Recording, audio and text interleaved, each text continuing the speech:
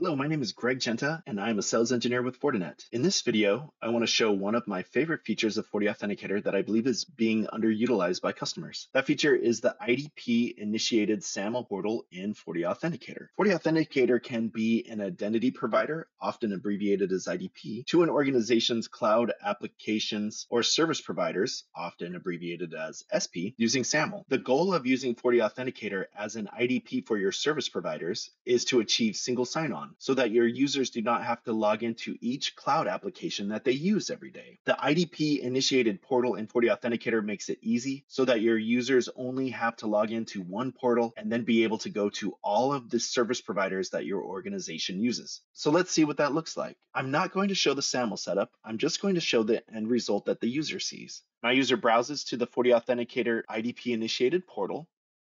This URL is built into your FortiAuthenticator, and you will just need to share this with your users. The user puts in their username and password.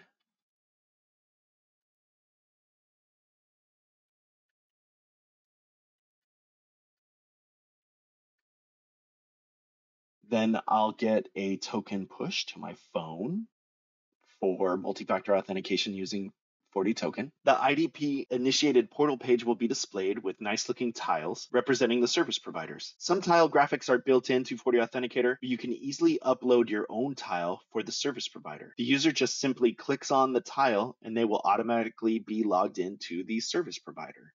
So I'm just going to open this in a new tab, and you can see that I will automatically be logged in to G Suite with Marty's account. I hope this short video was useful in demonstrating IDP-initiated SAML single sign-on. If you have any questions, please reach out to the Fortinet sales team for your area. Thank you.